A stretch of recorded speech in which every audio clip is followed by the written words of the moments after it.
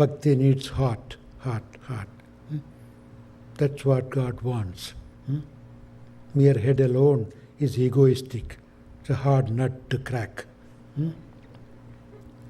So that's why we call it integral yoga. It integrates everything. Even though Bhakti wakes up your energy, you have to have capacity to handle it. That means you have to have control over your body and mind. Even though it's the best practice, one has to know how to use it. The elevated energy should be used properly. For that, you have to have a control of mind. And that control comes through Raja Yoga and through Hatha Yoga. Then it becomes a sort of integral practice, not one-sided. But the simple and easiest way is Bhakti, no doubt. So nothing can beat Bhakti Yoga, no doubt.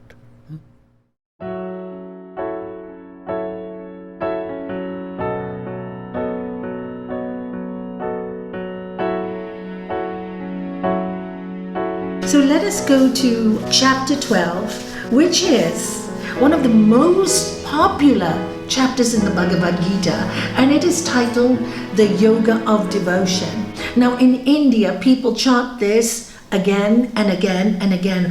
Why? If you remember, we finished last week on chapter 11, and what did Krishna tell Arjuna? He told Arjuna, you can do lots of charity work, you can do lots of austerities, you can do a lot of prayers, you can do all of this, but it won't take you to connect with me.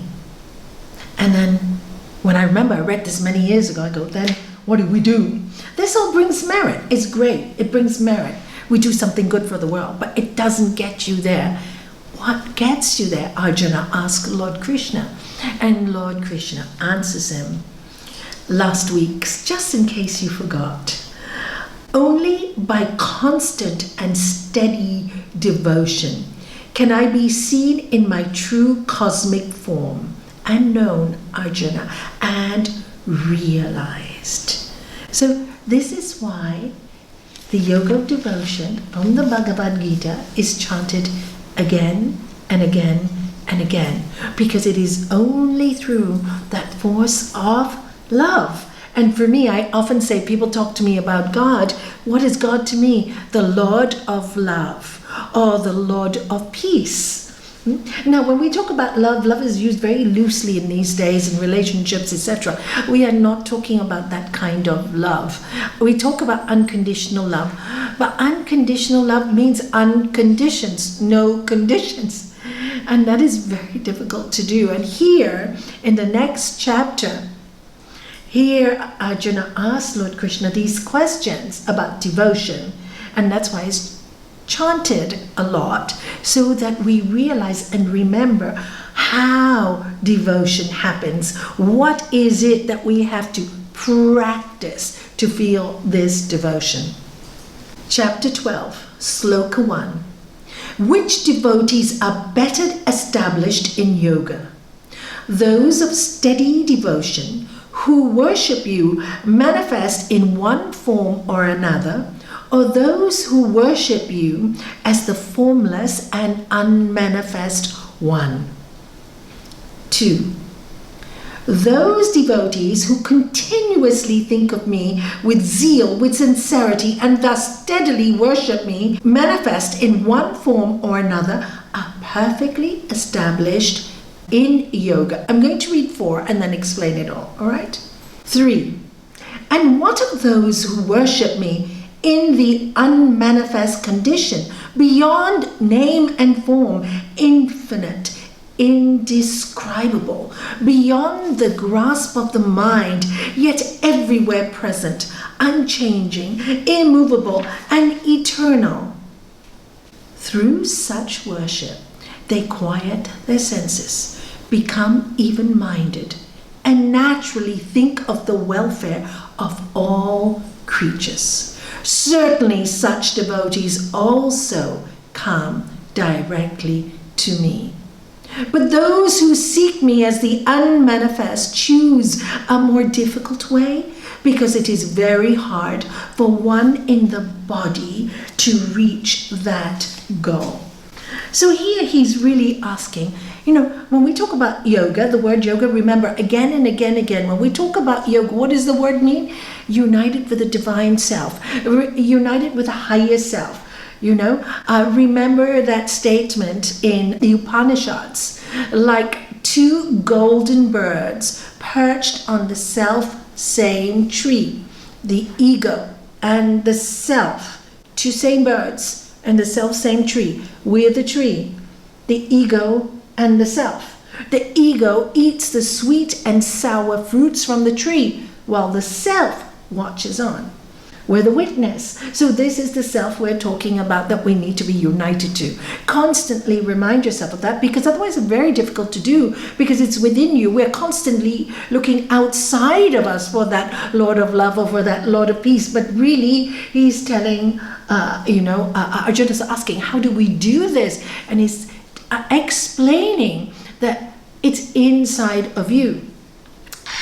So he asks, but which one reaches the goal quicker? Those who worship in a form, any form you choose. This is why we have religions, we have different things, symbols to represent the divine force. Or those who worship you as everything, right?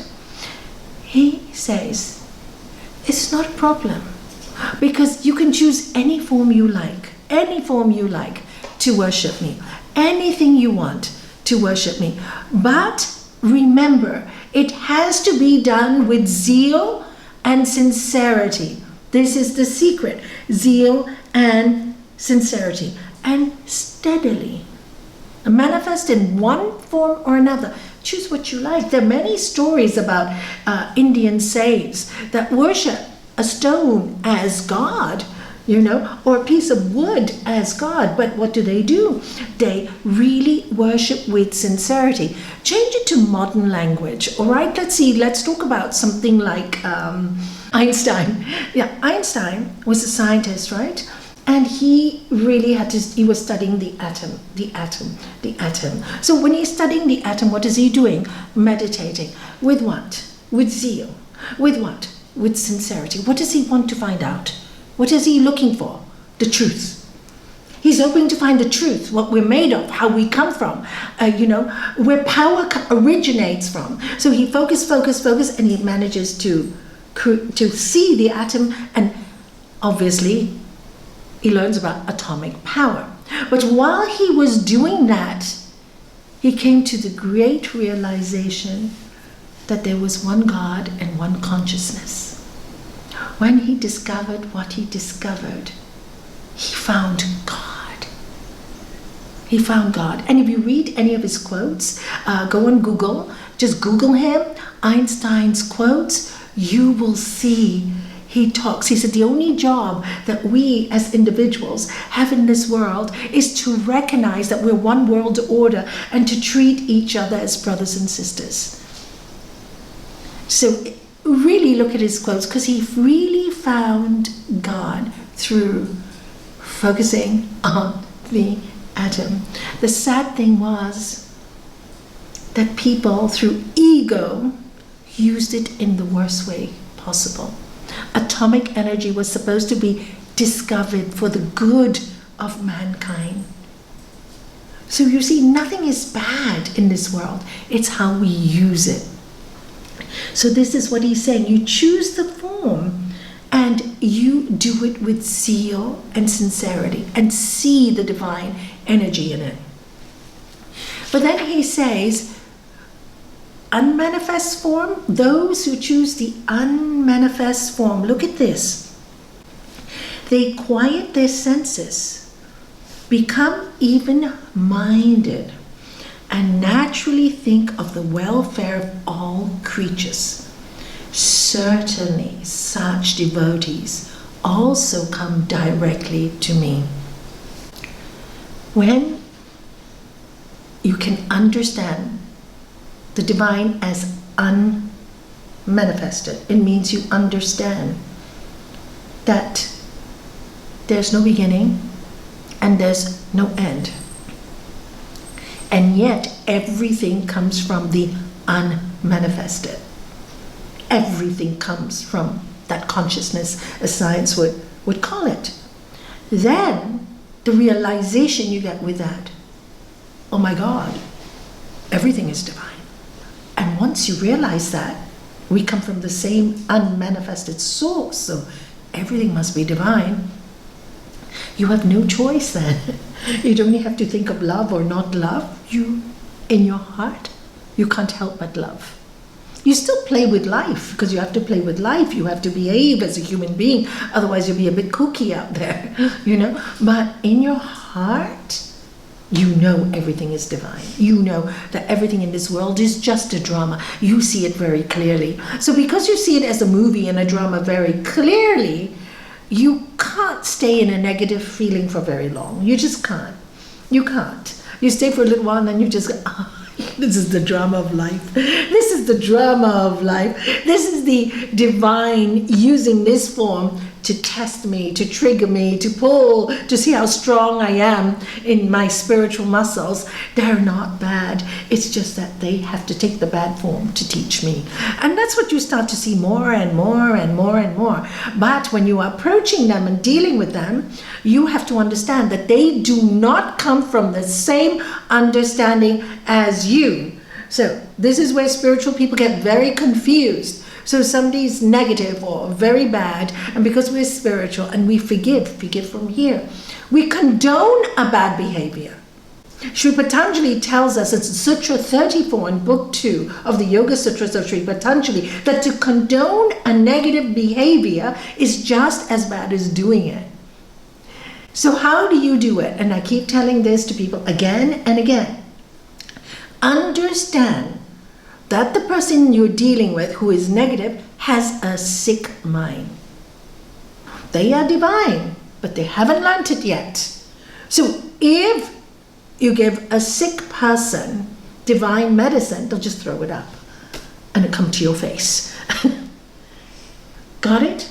However, when you're really, really in that energy field where you really are confident, then you can be in the field of all the negative people in the world and it will not affect you. You will know how to behave. Either you will just smile and keep quiet, or you'll walk away. But you will have that strength to know when to do what, which is what we call discriminative discernment. And again, this is really hard for human beings to learn. That's why he says, those who worship me in the unmanifest form choose a harder way. So that's why when Gurudev started teaching, and this is why I love the yantra behind me, truth is one, paths are many, any religion, no religion, create your own religion, the truth is the same. I love that, because when I first started teaching, and Catholics came to me and said, oh, Nalini, am I, my religion? I said, why do you want to change your religion? You love Lord Jesus, love Lord Jesus as he really is, that incredible avatar, that incredible soul, and act like he would act. Why would you want to change that if that's how you feel? But I really love Gurudev as well, Swami Satchidananda. And I said, well, for me, it's the reincarnation of the same source. I don't see a difference. So for me, it's very easy to see Mother Mary and Gurudev. It's easy for me to see Jesus, and easy for me to see Buddha and the same master. But it's not easy for everyone else. So don't confuse yourself. Stick to what is good for you, what you feel comfortable with. And many, many years ago, I had a couple of students who used to come to satsang all the time, but they were followers of Sai Baba. And they really loved the teachings, and they came for 3 or 4 years, but then they were the followers of Sai Baba. And one day they came very disturbed, and they said to me, "Oh, we are followers of Sai Baba, but we love Swami Satchidananda." And again, I used the same argument, right? It's the same thing. Teaching is identical. Just see them as one. They couldn't. They really couldn't. They felt very confused. So I said to them, you know what? Don't confuse yourself. Because what's the point? You love this, you love that, and your head's going, da-da, I'm being unfaithful. I said, that's all your mind stuff. Don't come here. Think about it. Think where your heart goes. Since you started with Sai Baba, stick with that. Because for them, that was easy. To see the unmanifest and everybody on all the different masters was too difficult for them. They really could not do it. So why trouble yourself? So that's what they did. And they were more comfortable, you see? They become more comfortable. So people have to do what you have to learn, what your disposition is, how you feel. And that's why once you know, stick to one thing. Yes, learn knowledge from everywhere else, but it doesn't mean you don't stick to what you feel, because what you feel for, what your love pours out from, is what will take you there, right? The yoga of devotion will take you to that connection. So, although I see no difference, I see that many people see differences. Now, many of you sitting in this room don't see differences, so it makes my work very easy. You know, many of you on Zoom don't see differences. You see as I see. And actually for us, it's great in a way, because then you break down all those barriers of this is different from that one. It's all divine. And breaking down boxes and breaking down how we should look at traditions and religions is the hardest thing for the human mind to do. But do it we must. Because in the end, we have to break down every single thought pattern that we think is, because we know nothing. The universe is so great. We really know nothing. And these are just ideas of man and thoughts that are written down. Really, ultimately, the practice is within oneself. Otherwise, a person can get very, very confused. So I learned to get through this confusion through Bhakti Yoga. Jnana Yoga, the intellect, who am I, what am I, who is God, what is God? And I saw God was nothing but what I was taught. Her, he, what, was much more than I could ever know. Threw me totally off balance. But when I came back to Bhakti, something happened in my heart, and I go, that's it. Because this is the practice that will remind me, the love, the Lord of love. And that's why when I discovered the Upanishads, which I encourage you all to read, and everywhere it talks about God, worshipping this self in the world of Brahman, the gods obtained all the worlds and all the desires. Those who know this self with a capital S and realize this self obtain all worlds and all desires. From the divine dark to the manifest, to the divine dark I pass again. So, everywhere you look in the Upanishads, it's there, the Lord of love, the Lord of love. Remember, sits in your heart, sits in your heart. It is inside, it is outside, it is upstairs, it is downstairs, it's north, it's south, it's the planets, it's the suns, it's a million suns, as Krishna told Arjuna last week when we did chapter 11. So, how can you ever know that sight? So, this is, so by devotion, you can reach the goal. 6. The devotees nearest to me are those who renounce attachment to the fruits of their actions and instead offer them all to me, who desire me above everything else, and who through yogic practices meditate on me with a one-pointed mind. Now, when Lord Krishna is saying me, he's not talking about Lord Krishna. He's really talking about what we call the Christ consciousness or the consciousness. Focus on that totally with love. If you do this with love, and how do you do this with love? And he says, and again in the Gita, this is the biggest teaching. Renunciation, letting go of the fruits of your actions, of the fruits of your actions. What was Adam and Eve? Do not eat of the fruit. And apples fall off the trees to serve us. My oranges fall off the tree to serve us. They don't eat themselves, right? So here, what's he saying? Those that really are close to me, means you get into that vibrancy, that frequency of the divine, are those who just do work for the love of it and not any expectation.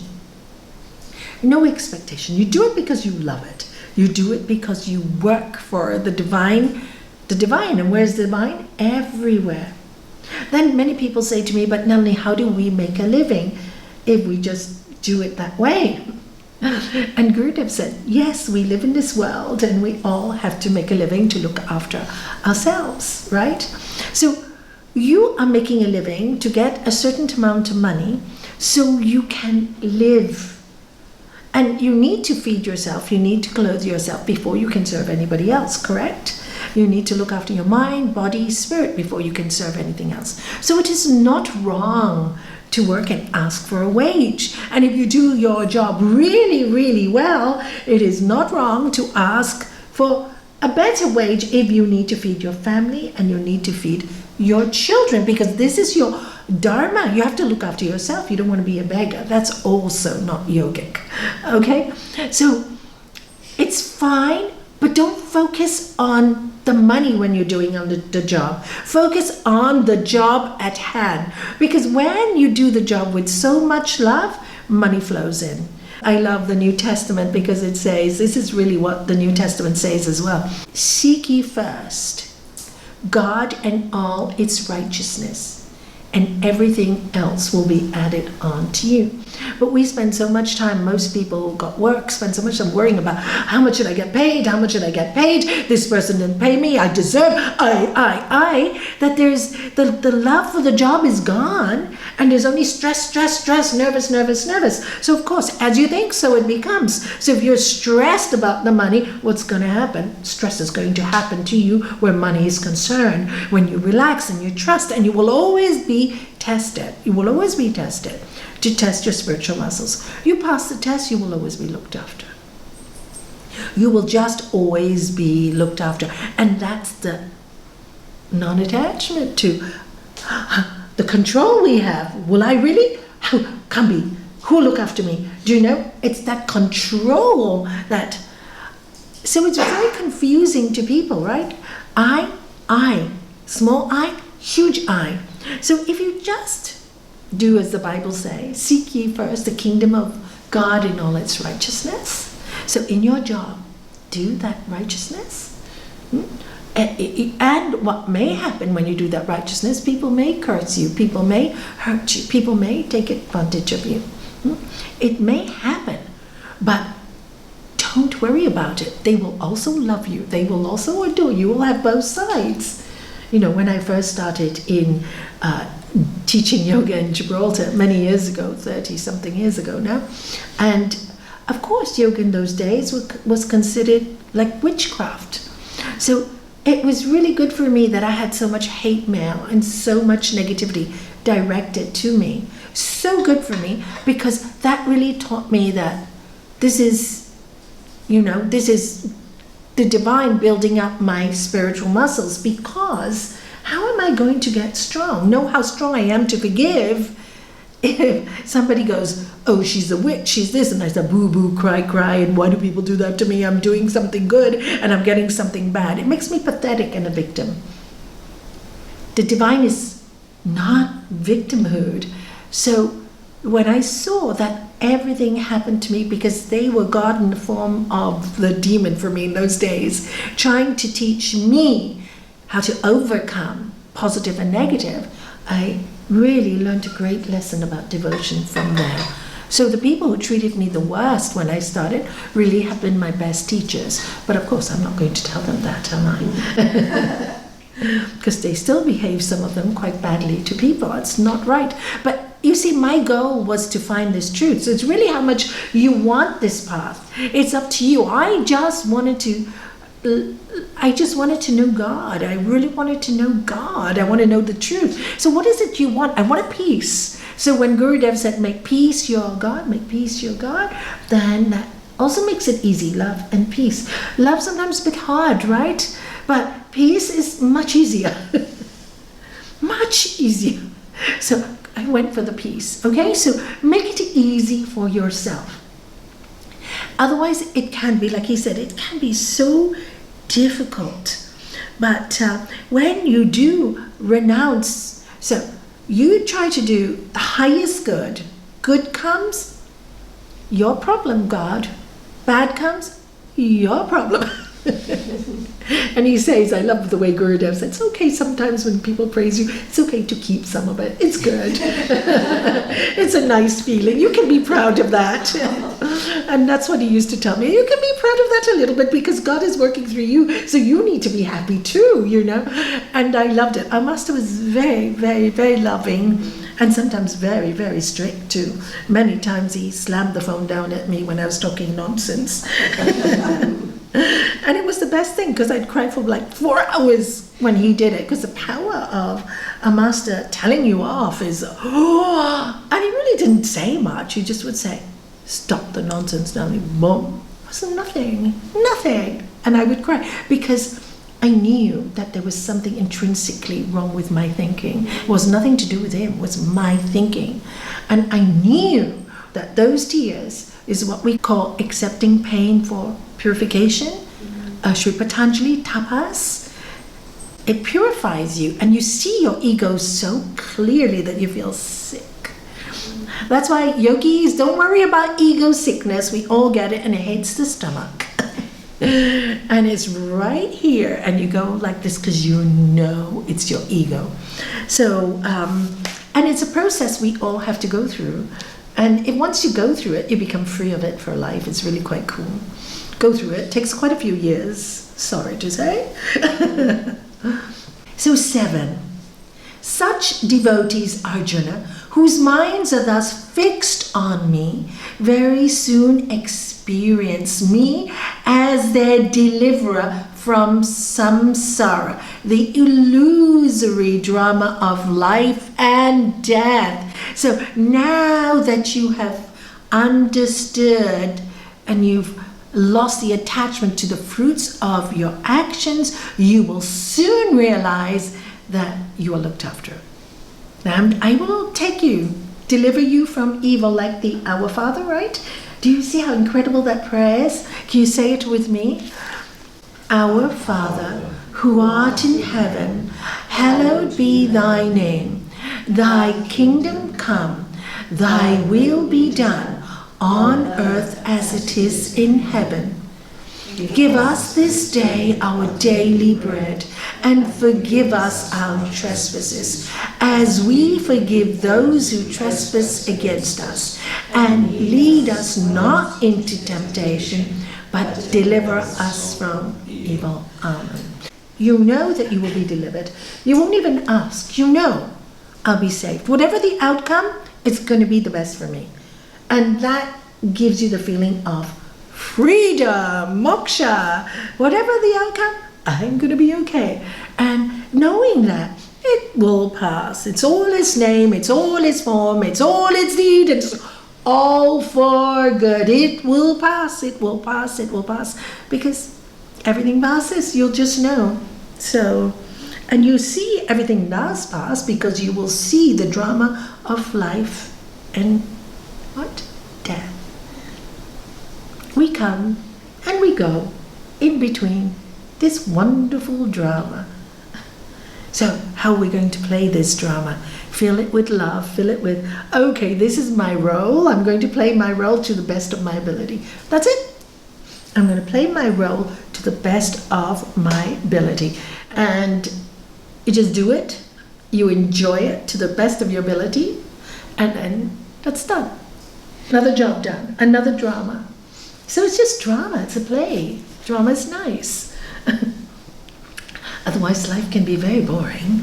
And I think the Divine wants us to enjoy ourselves a little bit, laugh a bit, have fun a bit, 8. Therefore, just keep thinking about me. Fix your entire mind, manas, on me. Manas means mind. Continuously direct your discerning intellect. Buddhi is your intellect. To consider who I am, and you will soon know that we are united forever. There is no doubt about it. My Father and I are one. Can you all say it? How about those people over there on Zoom? Can you say it? My Father and I are one. Now, my mother and I are one. My mother and I are one. The world and I are one. The world and I are one. We are one. We are one. We are. It feels nice to say it. Do you feel nice to say it? Why do we feel nice to say it? It feels nice. It feels light. It feels light. We're one. Oh my God, we're not alone. We're delivered from evil. Thank God we're not alone, because in this world we need each other as family, because we have to rise above all those, look at Arjuna with the 100 warriors, his brothers fighting against him, 100 negative thoughts, with the 5 brothers fighting for righteousness out of 5 positive thoughts. And in the end, who wins? 5. Correct. Because it's got power. Because it's connected to the divine. Whatever is connected to the divine will ultimately win. Always. Look through history. You just go through history. Good has always overcome evil. But do men learn? No. They get greedy again. They want everything again. They get so materialistic again. And then we have to have another war. Oh my God. So let us continue on this yogic path. 9. But if one doesn't yet have the ability to fix his mind on me and keep it there, Arjuna, then he should learn to do so through abhyasa yoga, regular yoga practices. And this is why we have integral yoga. Gurudev has integral yoga, all the different yoga practice. Because he said, if you don't worry, Arjuna, if you can't do it this way, can't do it immediately, then you start to do yoga practices. Abhyasa means practice, do all kinds of yoga practices, and that way you will learn to find me. And then 10. And if one has not yet developed the necessary self-discipline to practice yoga regularly, in fact, he can also attain perfection just by conscientiously dedicating all his actions to me. So now he's saying this is karma yoga. He said, okay, you can't even do that. Basically what we were talking to today, sometimes I can't meditate, but I love to serve, right? So he's saying, okay, if you really, really can't do this, then do karma yoga. Offer your actions, every action, offer it to me. Do karma yoga. Everything you do, I'm making tea for you. Actually, you're drinking it yourself, but I'm drinking for you. So that's what you do. You do karma yoga. Offer everything. Serve, offer, and feel good. Good that you can be used as an instrument. 11. And if one cannot even do that, he may still take refuge in me by surrendering his ego, your pride, aggression. Thus he abandons the expectation of any personal rewards as the result of his actions, and his mind becomes calm. When do we get agitated? When we do something and we're not appreciated, right? You've done something for somebody, nobody appreciates you, you get upset, your mind gets disturbed, they haven't appreciated, No, when that happens, just surrender your ego. What can I do? This is the way of the world. I do it for love. And if this is the way they want to repay me, fine. I did it for love. So you got the benefit already just by doing it for love. Whether you appreciate it or not, you got the benefit. Stick to that benefit. Remember that benefit. Remember how you felt when you did it for love, when you did it for the divine. You feel so good. Why would you want anybody else to reward you? So then your mind stays calm. How silly. Why am I? It's my ego that wants it. It's my ego that wants the recognition. But I'm already recognized by the divine. The divine chose me to do the job. I don't need anybody else to say that I'm good. I know that I did my best. So there you go. 12. Knowledge, jnanam, certainly is better than mindless practice. Oh, and I'd love to read something to you from the New Testament that Julio sent me yesterday. Mindless practice is when you pray without meaning, when you do all these fancy things, even people who meditate for hours, but in their mind, it's just thinking about all other things. And they're pretending to be so holy, mindless practice. So he's saying knowledge is better than mindless practice. Jesus said to his disciples, in your prayers, do not babble as pagans do, for they think that by using many words, they will make themselves heard. Do not be like them. Your Father knows what you need before you even ask him. So you should pray like this.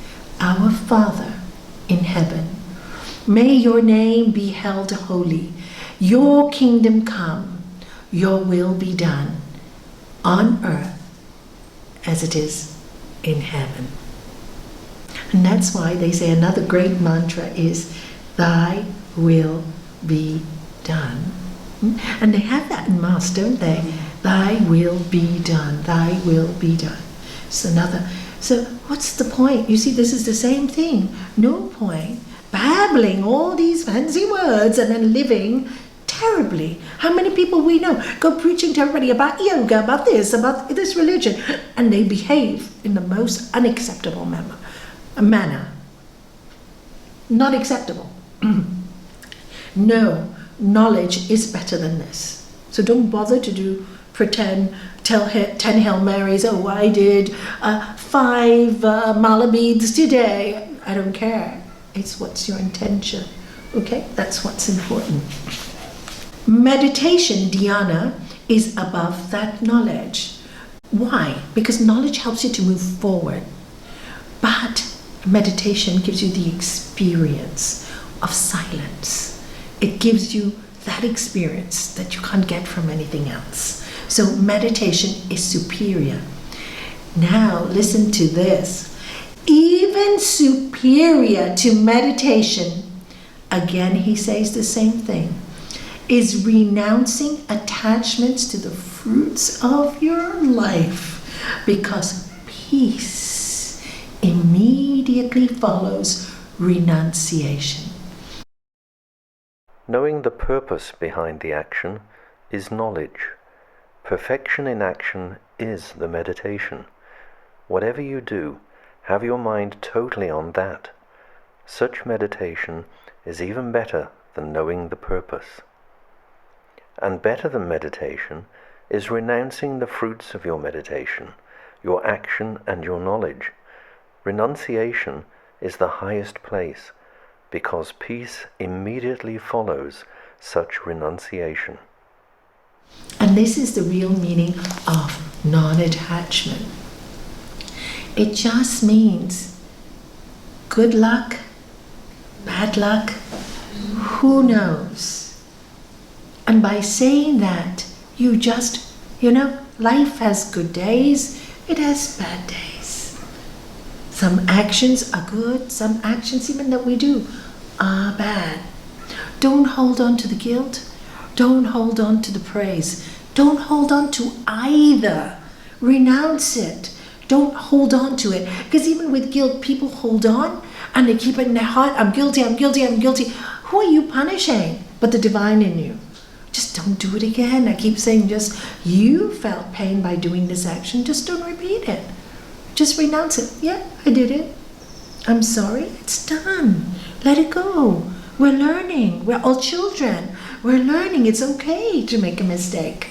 You know, every failure is a stepping stone towards your success. Don't feel bad about your failures. Thank them, because they'll take you to a better place next time. You'll be on a higher frequency the next time. But most people hold on to this low self-esteem, their failures, their past. Let all of it go. See, it says, renounce all of it, good or bad. And then you will feel free. And then we have 13. Very dear to me is that devotee who hates no creature, who is friendly and compassionate. And here are some of the things that he's advising us, what we look like when we practice this. Who is friendly and compassionate, who does not feel separate from others and therefore does not think anything is his own, who stays calm in pleasure and pain and is forgiving. You forgive, you learn to forgive, you feel the forgiveness. You don't feel yourself separate. You don't put hate in your heart. You can have anger and you can let it go, but dislike, let it go, but hate, never. Because hate eats you, okay? So if you have hate in your heart, work on it to forgive that hate, because that is what's going to make you sick. That will, because that is the frequency that's anti-God, I call it, anti-God. 14. I cherish that devotee who is ever content.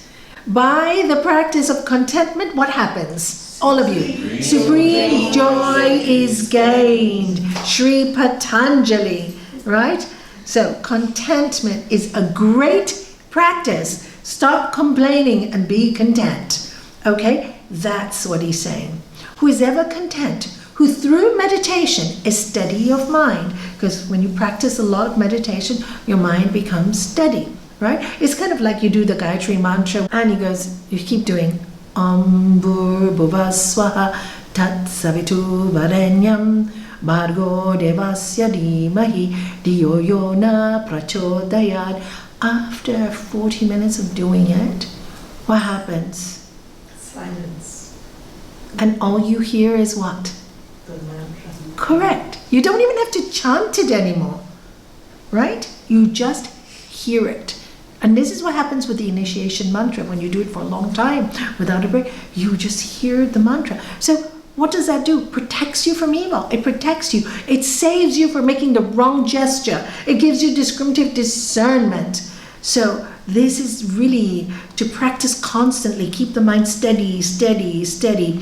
That's why we use mantra. Who controls himself, step back sometimes. You cannot control everything. Learn to step back and allow the world to do its work. You don't have to control everybody's life and everything. It's not up to us. It's not in our hands. So let go of the control.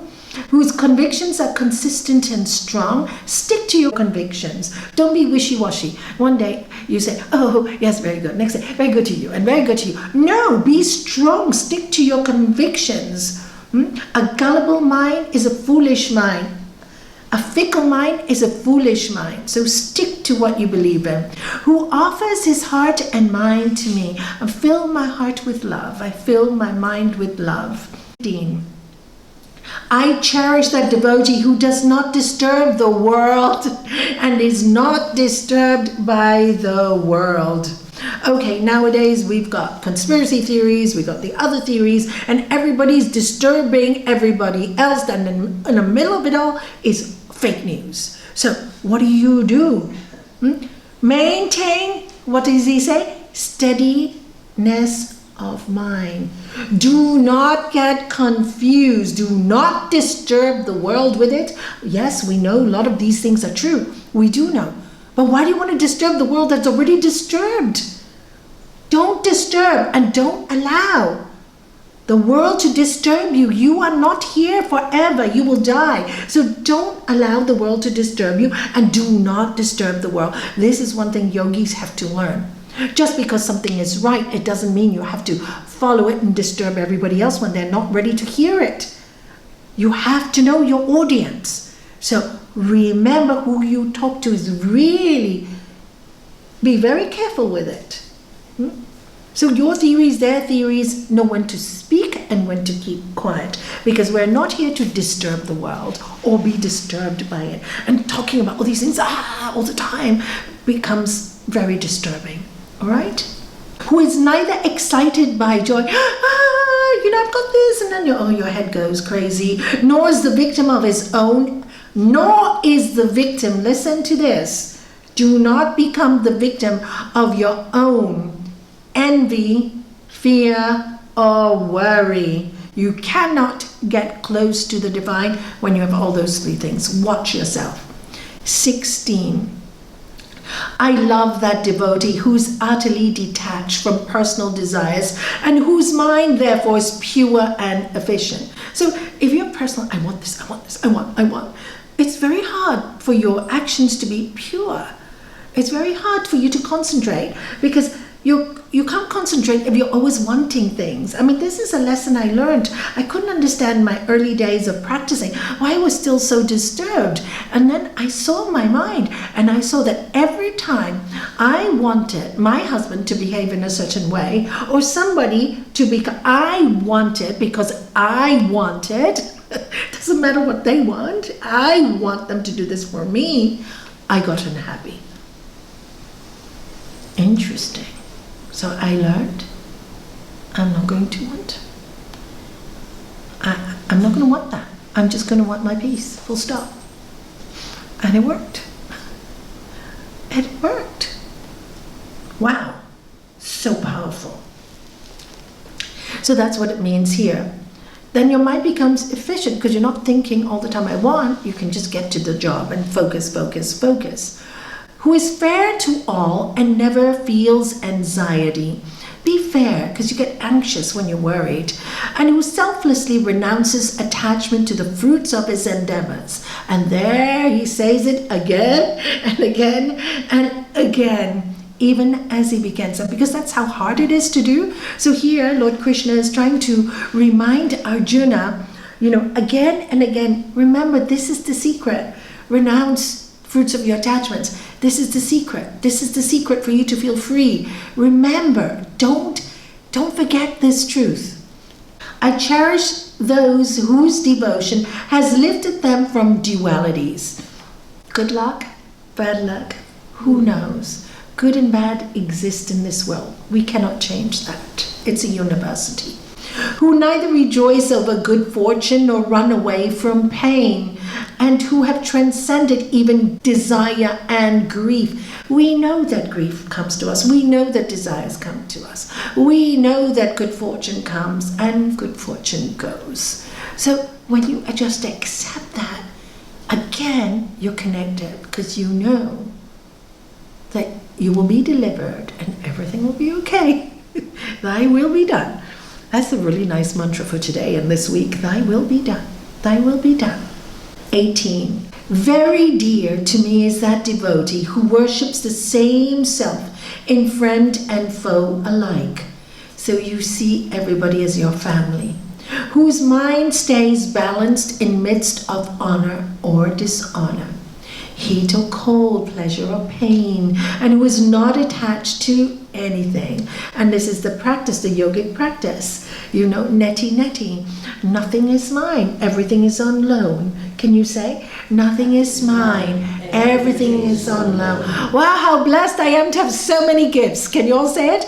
Wow, how blessed I am to have so many gifts. Because nothing was mine in the first place, right? Nothing was mine in the first place. Am I correct? You came empty-handed. You will go empty-handed. Yes. So that's the truth. That is the truth. I love that devotee who maintains equanimity during praise and blame, who takes refuge in silence wherever he may be. In other words, wherever you are, try and keep that silence within you. So there's noise everywhere, there's craziness everywhere. Try and keep that silence. Go there go to that place. If you don't practice it, you can't go there. So you need to practice it. So when the noise comes, boom, you can easily, anywhere, you're still in the silence. The outside world cannot take that from you. That is the gift of the divine. Who is content no matter what occurs, whose home is everywhere, whose mind is always steady, and whose heart is full of devotion. 20. It is certain that those who take to heart this immortal Dharma, eternal wisdom, that I am teaching you now, and become full of faith, and seek me as life's highest goal, they are my true devotees. And I love this sentence. And my love for them is boundless. So what Lord Krishna is telling Arjuna is that when we live this compassion, when we live this love, when we let go of praise and blame, when we let go of honor and dishonor, when we let go and we know it's all okay, we are totally connected to that higher self. And when you are, the love that you feel is boundless. You feel that total unconditional love. Because that's the time when you're totally free. For once in your life, you're not bothered. Good luck, bad luck, you're really not bothered. And there's a silence and there's a stillness and that peace beyond all peace. And that's when you become close to that love. And you can feel that wonderful, boundless love aimed towards you. And that is what chapter 12 is all about.